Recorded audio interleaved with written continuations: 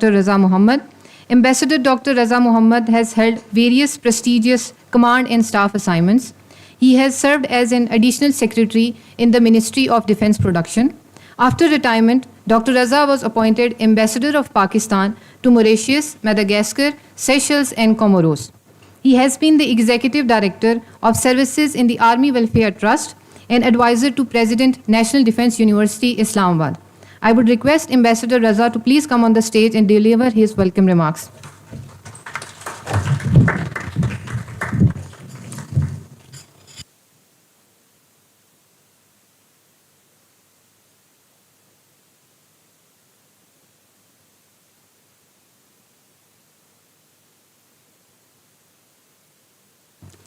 With your permission, sir. Auzu billahi minash shaitanir rajim. Bismillahir rahmanir rahim. Ladies and gentlemen, it's a great honor for me to welcome Senator, former Minister Mushahid Hussain Sayyed, whom we can say the founder of Islamabad Policy Research Institute.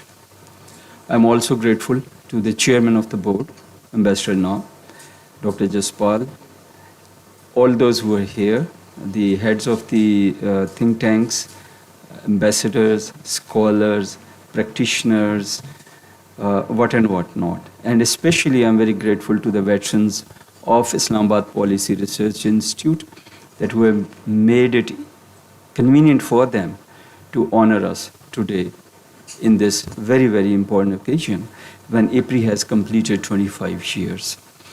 आप लोगों की वजह से, आप लोगों की contributions की वजह से ही आज IPRI उधर है जिधर हम इसको बड़े फ़ख्र के साथ देख सकते हैं, बड़े फ़ख्र के साथ हम क्लेम कर सकते हैं कि जी IPRI ने बहुत अच्छा काम किया पिछले 25 सालों में। और ये एक दिन की बात नहीं है, ये 25 साल का सफ़र है, ये आप सब की मेहनत है, इस बोर्ड की जो अभी भी है और जो पहले बोर्ड्स रहे हैं उनकी रहनुमाई है और अभी हमारे जो चेयरमैन बोर्ड के उनकी रहनुमाई है। थोड़ी सी history. Actually, it was in 1998, after the atomic explosions by Pakistan, that the idea surfaced in a meeting, and that meeting was held in the Media Coordination Cell on 4th August 1999, in which you were there, sir. The concept was actually broached there, and ultimately it was put on the papers.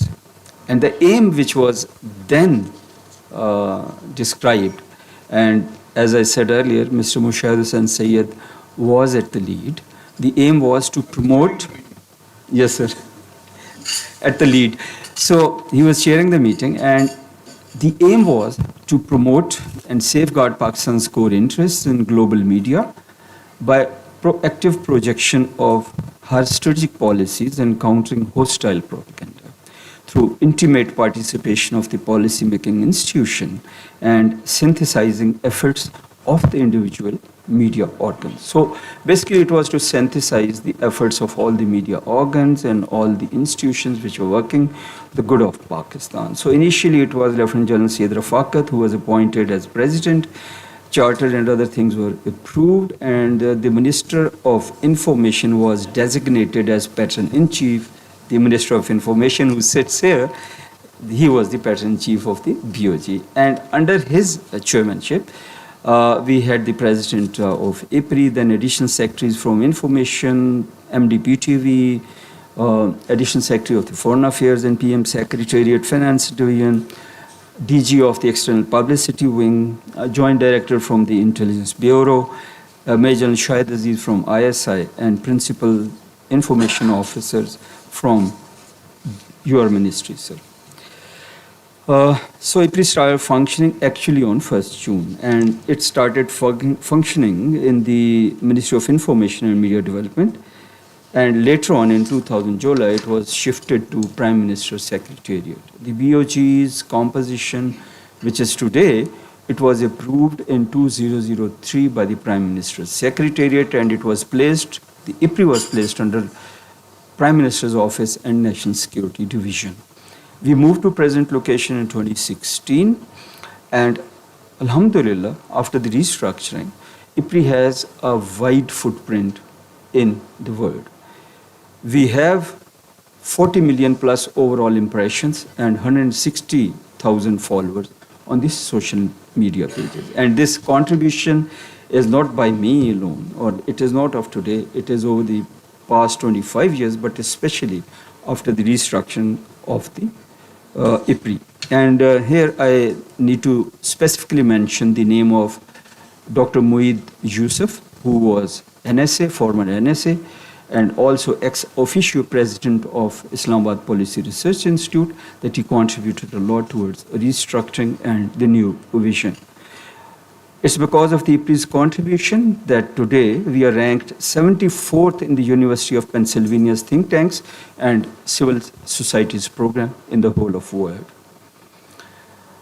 Our flagship annual dialogue started in 2019. The fifth will be held, inshallah, this year. Presently, the board members are headed, the board is headed by our chairman, who sits here, Ambassador Inam. We have Senator Anwarul Haq Kakar, Amar Bilal Sufi Sahib, thank you very much for coming, sir. Umar Saif Sahib, Gaur Ejaz Sahib, Zafar Masood, President of Bank of Punjab, and OGDCL board chairman is likely to join us soon on the board. Dr. Mueed Yusuf is also there, Admiral Khan Sham, who is ex-president of IPRI, and Ambassador Tahmina Janjua is also on the board. We have ex-officio members, that is Foreign Minister, Federal Minister for Information and Broadcasting, Chairman HEC, and Secretary of the National Security Division. The latest vision and mission of the Islamabad Policy Research Institute, I hope I'm not boring you too much, is to spearhead a qualitative change in research and policy industry through data, innovation, and technology, and to inform policy and drive change through research and dialogue on topics of contemporary relevance across all facets of national security. So it is a comprehensive national security that IPRI focuses on. We have 32 MOUs with various international countries. We have engagement with United States Institute of Peace, Wilson Center, Atlantic Council, Rand Corporation, Harvard, Yale, Delaware State University of New York, George Washington University in the United States, and IISS in the UK.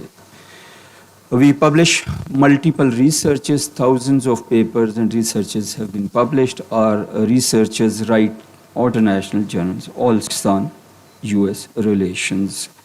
Last year we conducted about 56 events on 12 topics, only focusing on the national cohesion, solidarity, the improvements were required, and this was sent to the government of Pakistan. Now, where are we headed? We look forward to enhancement of research quality and impact of policy-oriented research. We look for the expanding influence in partnerships, refining areas of focus, and communication and dissemination. As I said earlier, where we stand today, the success story of 25 years owes a lot to my predecessors and the IPRI team, who have worked with dedication and zeal to make it one of the leading think tanks in Pakistan. I would like to state and proudly quote that IPRI journal is the only impact factor social sciences journal in Pakistan presently. I reconfirmed this today.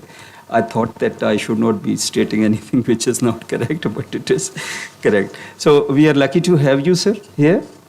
You know everything, so we would love to hear from you about creation, history, our evolution, and the contributions which IPRI has made, and we would love to listen to you, your advices actually, how to go forward. Thank you so much for being here, sir. Thank you so much for taking time.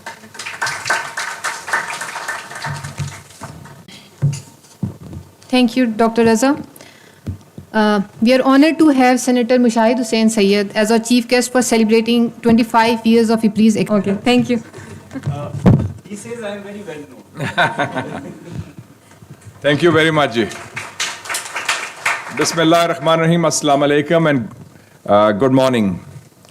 It's a great pleasure, it's a great privilege. I am humbled and honored that the IPRI, Islamabad Policy Research Institute, which I founded 25 years ago, is today a major pillar among the think tanks of the world, the think tanks of the Muslim world, the think tanks of the global south, and the think tanks among the world, because the University of Pennsylvania system has put you as number 74.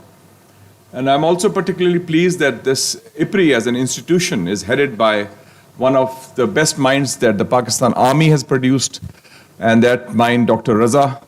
He is an ambassador, he is a doctorate, he is a general and a thinking general with a strategic perspective. And under his leadership, the IPRI has blossomed and emerged as a major factor in the battle of ideas which characterize global politics today. In 1997, when I became the Minister for Information, since I had a journalistic background and also think tank background, because in 1989, Agha Shahi Sahab and myself were the founders of ICWA, Islamabad Council of World Affairs, probably the first non-governmental think tank on foreign affairs in Islamabad. And I think Ambassador Khalid, you are the chairman now, I believe.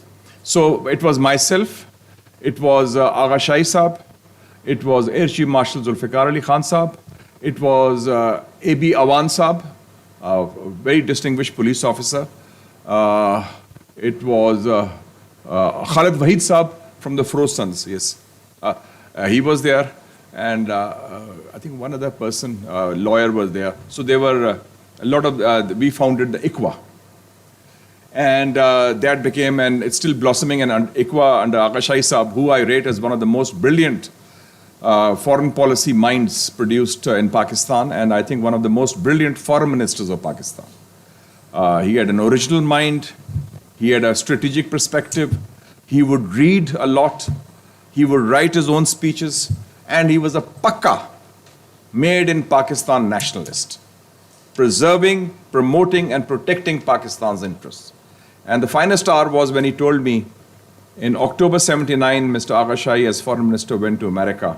Soon after America had discovered Kahuta, that we were building the bomb. Because previously they thought it was plutonium route, and they made sure the French cancelled the plant, nuclear reprocessing plant, but actually it was Kahuta. So we had managed to successfully deceive them, as it were. And Agha Shahi Sahab led a delegation. He said after the formal talks, he was taken to a room. He was invited that we want a separate meeting with Cyrus Vance, the Secretary of State of the US, and with him was Gerard Smith, who was the chief negotiator with the Soviet Union. And Agha Shahi Sahab, of course, he was from soft-spoken, he was from Bangalore.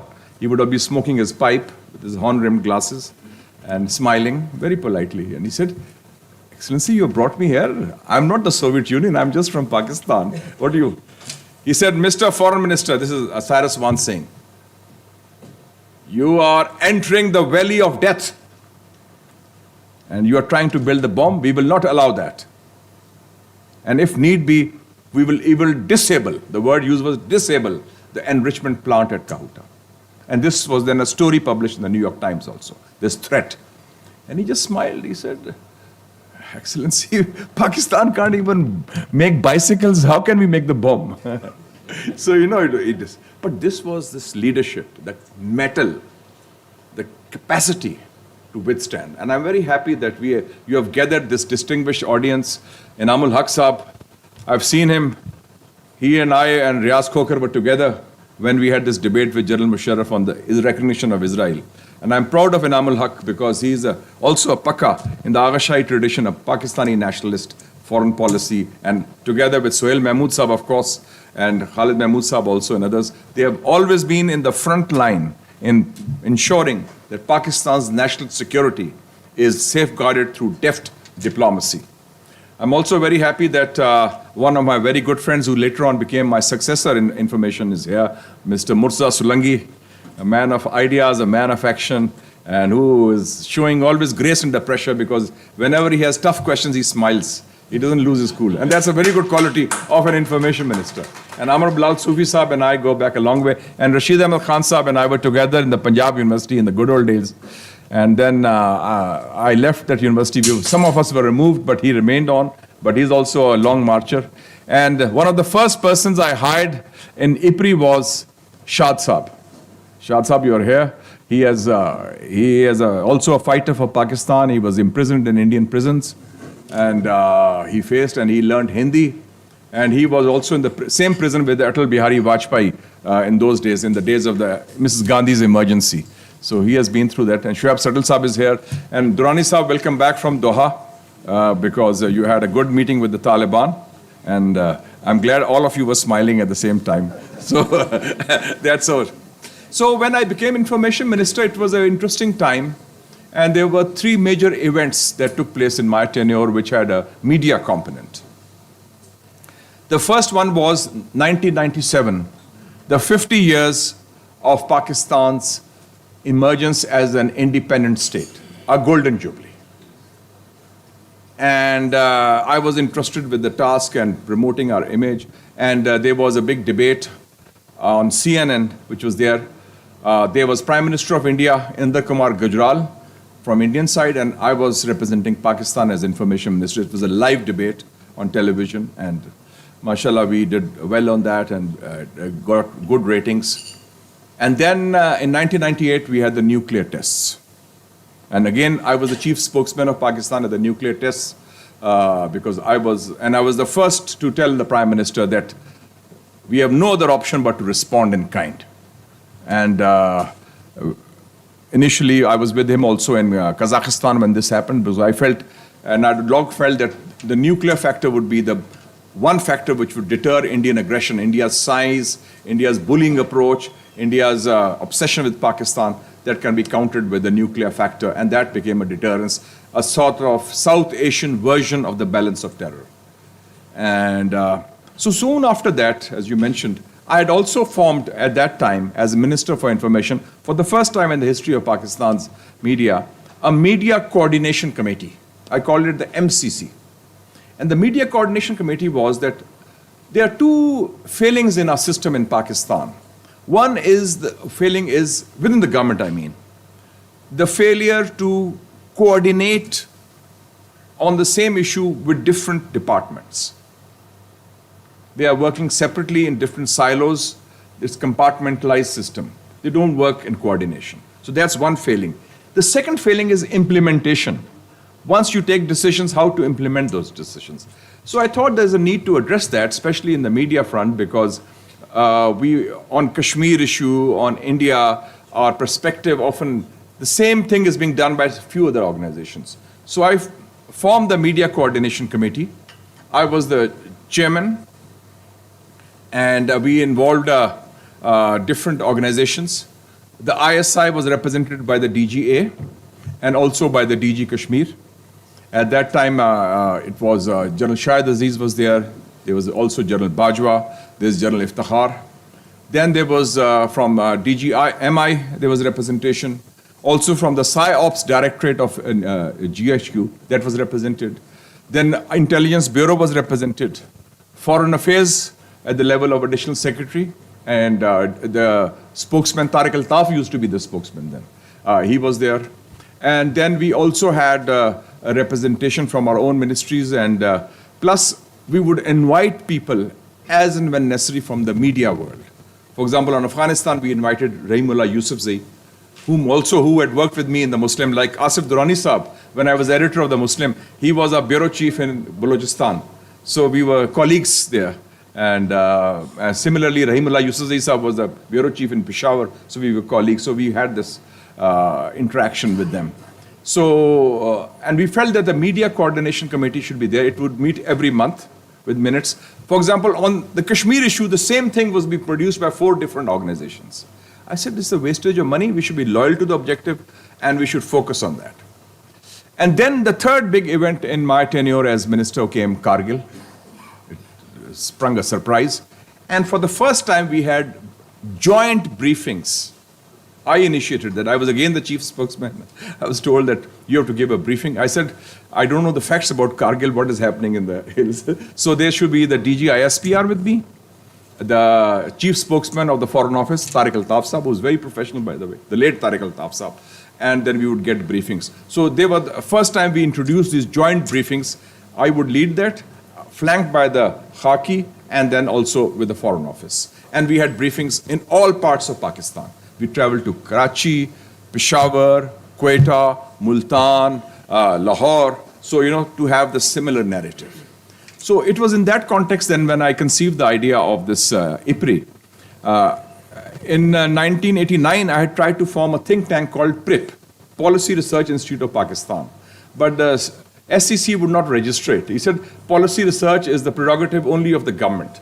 So it can't be done by the private sector. So PRIP was then, it was not taken off. So then I changed the abbreviation of PRIP to IPRI to have this Islamabad Policy Research Institute. So the same, they accepted it. Oh, there's government now. Sarkari ho to wo theek hai, then it's kosher. So, and the purpose was threefold. Number one, we realized that Pakistan had become a nuclear power.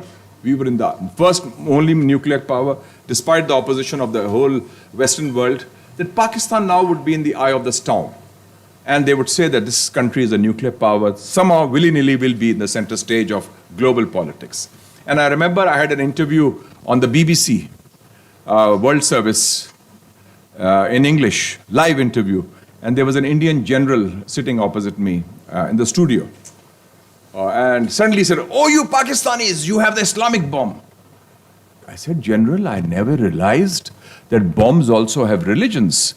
Because by that reckoning, then India has the vegetarian bomb. I didn't say it, I gave a religious color. But, the endeavor was to paint Pakistan as an irresponsible country, Islamic country. Nobody calls it a Jewish bomb or the French bomb a Catholic bomb or a communist bomb for China or other kind of bomb, but the label is given only for Muslims, for Islam and Pakistan.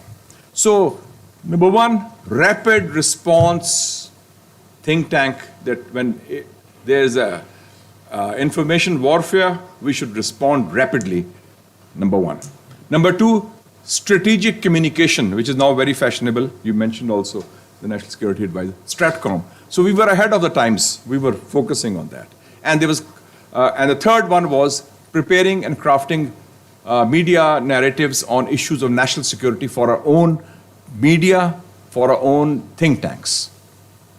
And I would also say that in a country where we always talk of civil-military relations, this was the finest example of Khaki Mufti harmony. The ISI was fully on board. Ashfaq Saab, ये बड़ी important बात है. Dr. Ashfaq is here. He runs a think tank of NUST also. Khaki Mufti harmony. So the GHQ, ISI, ISPR fully on board, with the Information Ministry, with the Foreign Ministry fully on board. So all the same page we talk about now was there in 1999. At least on national security. But was not hybrid. Yeah, no. Chain of command was very clear. So, but the question was, the system works if you try to do that coordination. We would have access to intelligence reports, both from the ISI and from the IB, on national security issues. And there will be regular briefings and regular interaction. So I think that this is a model of a success story, that IPRI was established in that context as a whole of system think tank. Yes, my brainchild, but it was not just. And I gave the slogan also, which I think should be revitalized now. I said the IPRI slogan will be teamwork and homework. It's not a one-man show. It's collective wisdom. कि मिल के हम काम करेंगे. और आप देखें कि ये इस वक्त जो है, battle of ideas is one of the major things. और what do our neighbors do? हम कहते हैं इंडिया जमहूरियत है. I have always said that Bollywood is the unofficial ministry of propaganda of the Indian state. उनका काम ही है. कोई कारगिल हो, फिल्म बना दो. शेर खान या क्या शेर बनाइए, शेर शाह. कोई फलानी फिल्म बनाओ, anti-Pakistan. They do that. America में 9/11 हुआ. 7th of October 2001. The political strategist of President Bush, Karl Rove, calls a meeting in Hollywood. 7th of October 2001, note कर लें आप. उन्होंने कहा कि जनाब, we are at war.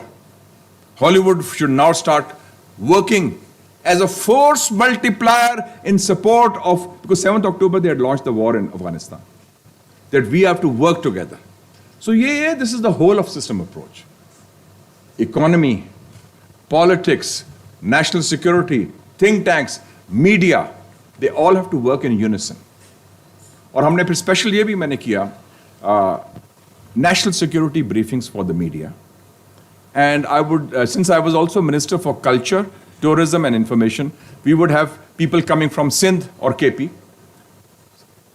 उनको briefing करते थे Information Service Academy में, then briefing by the ISPR, then we take them to the LOC, then briefing by the ISI on national security. And I also convened the first meeting of the area study centers of all the universities in Islamabad. Since I was in tourism minister also, Cecil Hotel was with me. So they were guests at Cecil Hotel in Murray. And then we had a briefing on the nuclear program also. General Kidwai. India ne ye kabhi nahi kiya. I also did that later on for the parliamentarians also. So Pakistan's system has been quite transparent also and very closely knit with the different segments of society. सिर्फ ये सरकारी system नहीं है कि जी वो फौज है या इधर वजारत खारजा है या वजारत इतलात है. It has to involve other people also. And I think in that context, we feel that the challenges that we face are still very much there. And those challenges can be met collectively.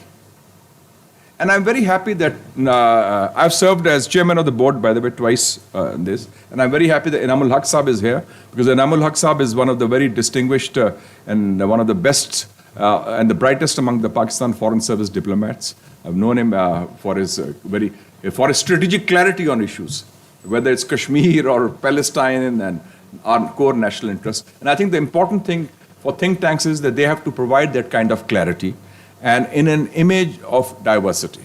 And I would like to add one thing, and it's very impressive, the achievements of IPRI. I've lived in Washington, D.C. for 4 years. I was studying in Georgetown University School of Foreign Service. I worked in think tanks also. I worked as a research intern also in the US Congress, the first Pakistani and Muslim to do so. Most of the think tanks in America have been enablers of the American system. They have not given that dissenting or diverse perspective that think tanks should. When the Iraq war was beginning, all of them joined hands to support what was the biggest and the monumental folly of American foreign policy after the end of the Cold War, because it was a total disaster. And the decline of the American empire begins from the Iraq war. So I think that think tanks have to present that kind of diversity, present that kind of dissenting views also, and based on facts, based on empirical evidence. And in that, sir, your think tank, IPRI, under your dynamic leadership, and your think tank, Institute of Strategic Studies, Suhail Saab, mashallah, also, and whenever I go somewhere internationally, I always bump into Mr. Suhail Mahmood, because his speech is ahead of mine. And last week we were in Beijing there also. So it's very important that Pakistan's perspective in the battle of ideas be promoted, because we have a good case to sell. Pakistan is a peace-loving country. Pakistan has been a victim of terrorism. Pakistan has contributed to the international community in very different areas. And moreover, Pakistan is a very dynamic society. जान है लोगों में. It's not a dead society. हमारी माशरे में जान है, कौम में करंट है. क़यादत जरा कमज़ोर हो जाती है कभी-कभी, लेकिन वो कौम में करंट है, society में जान है. And it's a vibrant society. And people speak up, the youth, the women. So I think that is the strength of that society. And I remember the saying of George F. Kennan, the famous American specialist on Soviet Union.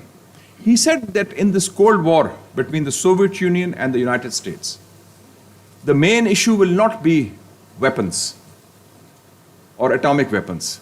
The main issue will be two.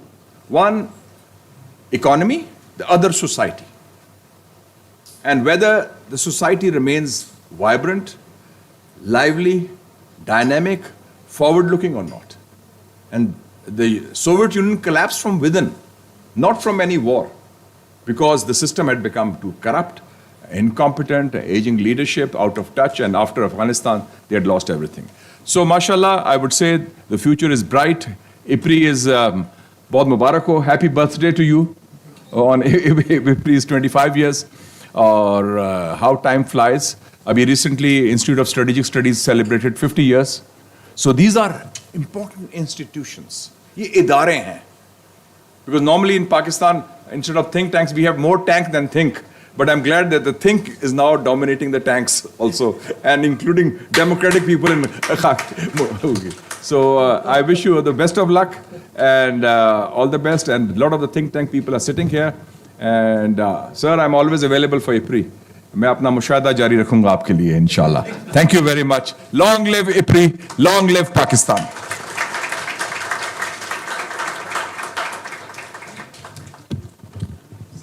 Thank you so much, Senator, for your candid and engaging discourse. We now will have a brief interactive session. If anyone from the esteemed guests and the esteemed IPRI veterans have any comment to make or any anecdote they want to share, please, they are most welcome.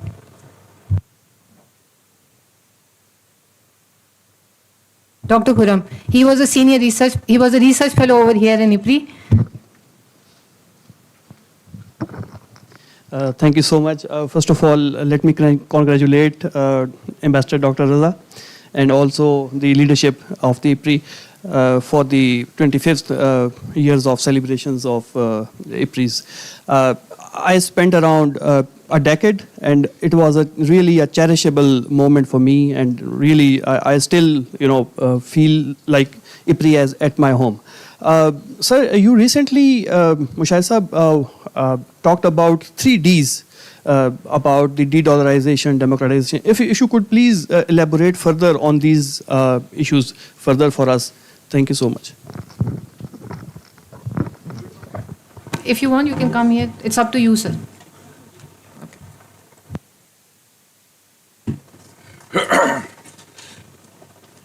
This was your references to my speech in Vladivostok, Russia, 10 days ago, where I was the first Pakistani to be invited to a conference on BRICS, hosted by Russia, which is the current co-chair of BRICS.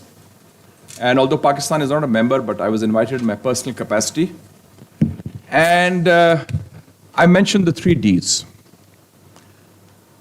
Democratization of international relations, demilitarization of international relations, and de-dollarization. And what is the context? I will give the context in 3 articles published in the West. On 9th of May, The Economist, which is the voice of the Western establishment, the intellectual voice, wrote, and I quote, "The Western liberal, international, economic and political order is coming apart." कि जो मगरिब का निज़ाम दूसरी जंग अजीम के बाद जिसका बुनियाद रखी गई थी, इक्तिसादी और सियासी, it's coming apart. Number 1. Number 2, 15th of June, Economist cover story. China is the scientific superpower. उसमें क्या फैक्ट्स दिए उन्होंने कहा टॉप्स जो यूनिवर्सिटीज हैं 10, उसमें से 6 चाइनीज हैं साइंस एंड टेक्नोलॉजी पर. And the number 1 institution in science technology in the world is not Harvard or MIT. It's Tsinghua University in Beijing, where President Xi Jinping studied. Number 1, science. दूसरा उन्होंने कहा उसी story में, मैं story coat कर रहा हूं वेस्ट की, मैं अपनी बात नहीं कर रहा, of global research papers on artificial intelligence, original research papers, 40% emanate 15% from EU/UK. So ये और उन्होंने क्या लिखा इकोनॉमिस्ट में, आपके पास होगा, मैं कोट कर देता हूं. The old science order dominated by the United States, Japan, and Europe is now coming to an end. A British professor who's now in America, very famous professor, eminent historian, Professor Niall Ferguson, NIA, so they can Google. Google is free, so far. He says in this conflict between China and the United States, 17th of June 2024, we meaning the USA, are the next Soviet Union, not China. कि हम जो मैंने वो उधर बात की थी 10 दिन पहले, आज शी और पुतिन ने वही बात की है. That SCO, Shanghai Cooperation Organization. I think it's great minds think alike probably. उन्होंने कहा है कि that SCO is one of the pillars of the new, just and equitable emerging global order. और उसमें क्या है? There are 193 countries, ladies and gentlemen, in the United Nations. 130 countries have more trade with China than out of 193. From Solomon Islands to Saudi Arabia, from Pakistan to Panama, from Azerbaijan to Zimbabwe. Sara ye duniya dekh le. Among themselves and internationally, not in the United States dollar, but in rubles, in RMB, in reals, in rupees, and so forth. And on 9th of June, 2024, Saudi Arabia has ended the petrodollar agreement with the United States. After 50 years. It didn't renew that. After 50 years. I know Dr. Schwag is nodding his head because he's one of the few people who have opposed our deal with the IMF. He said, have a made in Pakistan economic vision. हर दफा हम 24 दफा IMF गए हैं, वो tried, tested, failed formula, कोई नई चीज try करे. I think that daring to defy the conventional wisdom and trying homegrown solutions with new policies, that is the way forward. So when we talk of democratization, it means decisions about the future of the world cannot be decided by 4 or 5 countries. Of other countries as a weapon. They keep quiet on, they are complicit in the genocide in Gaza or the crimes against humanity in occupied Kashmir. Not a word against Modi, not a word against Netanyahu. So there's hypocrisy and double standards. So when we talk of democratization, the global South, Asia, Africa, Latin America today is the world's majority. Demilitarization. After 9/11, what happened?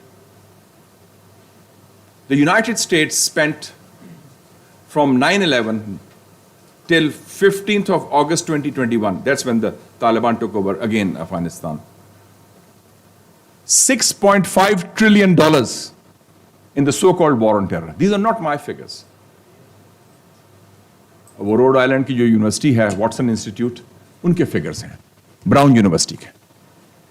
They have $6.5 trillion in the war on terror, which have led to 1 million deaths, 30 million homeless, 324,000 bombs, missiles, and drones thrown on different countries: Fatah, Afghanistan, Syria, Libya, Afghanistan, Iraq, and Yemen in the last 20 years. In the same period, China spent $2 trillion in 3,000 projects in the Belt and Road Initiative, which is the most important developmental and diplomatic initiative of the 21st century. So economic vision, or either hai security centric vision.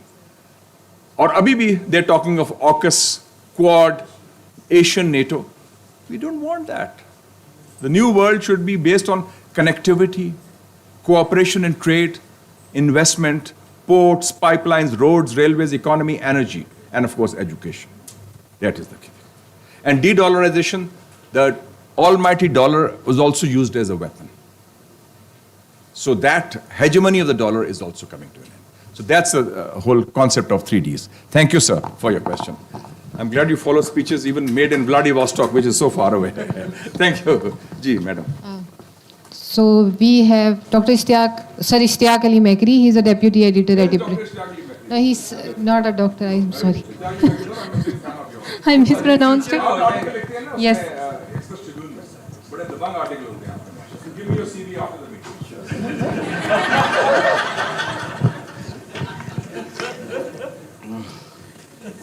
ये जानदार लोग हैं जी हमारे पास बहुत दबंग लिखते हैं जी. I'm honored, sir.